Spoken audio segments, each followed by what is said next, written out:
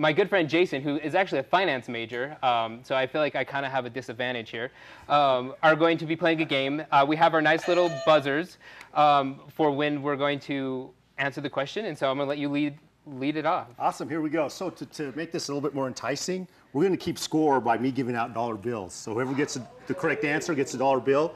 At the end of the game, whoever has the most dollar bills gets to get the rest of the stash. That's awesome. Right? All right.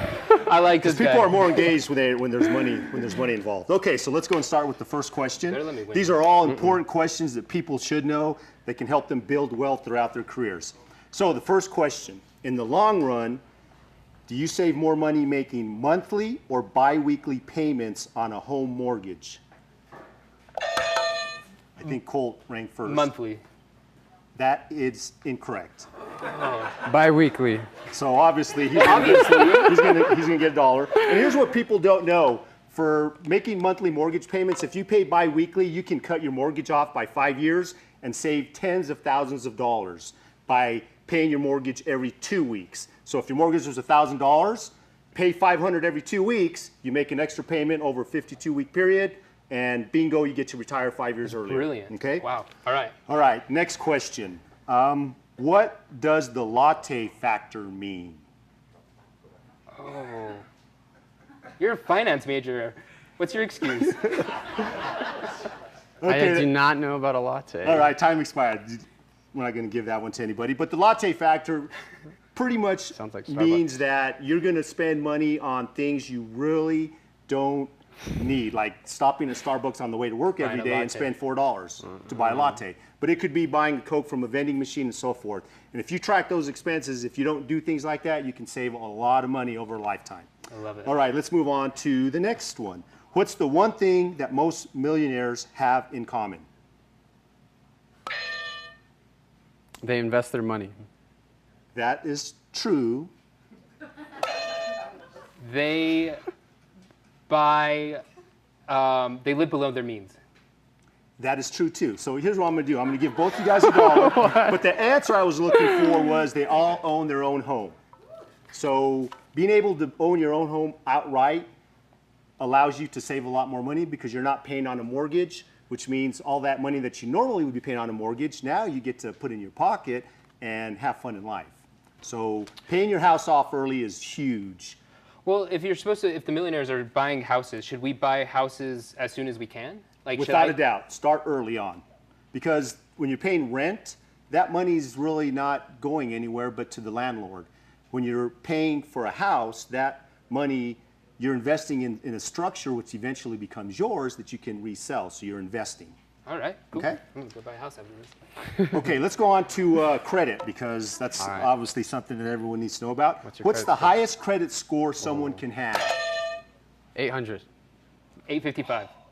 Ah. 850. It's actually 850, but Colt was closer, so I'm going to give him a buck. By the way, if it ends up in a tie, okay, you guys are going to have to split the money, okay? Fair.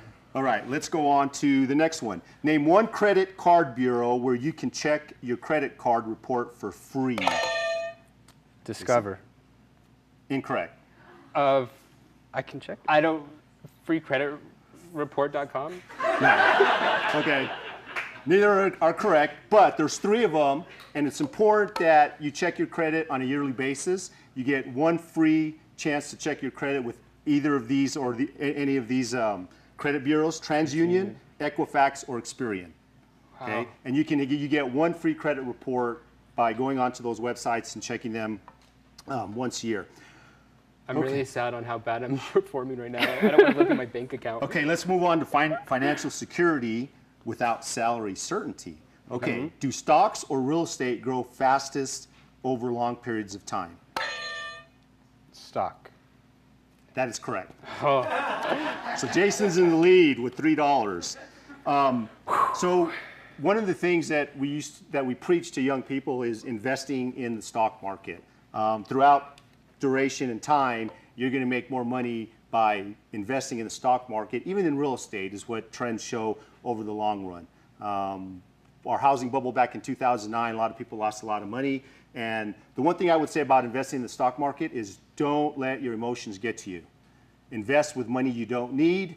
but never get emotionally involved in the stock market because it could really lead to some bad things. Okay. Well, for someone like myself that I'm just terrified of the stock market because it's this whole world I don't know. At my point where I'm at, what is my first step to try to get into the stock market? Because I'm not familiar with it. Are there books out there that I can read, or is there like people who coach you through this? What would be your recommendation? Great question, because I tell people all the time the two things that will change your life in the next year are the people you meet and the books you read. So if you don't know a lot about stocks, get a book, go to the library, get a book, learn a little bit about it. You can even go online right now with the internet. The world is flat, and you could get onto one of these investing websites, sign up, put all your information in, and the next day you can start trading stocks, buying them. That's awesome. So it is. It's really a good deal. And by the way, the stock market is just flying high. This is a good time to do it? It's a good time to do it. Very All right. good time. Okay, I'm really happy with my investments right now.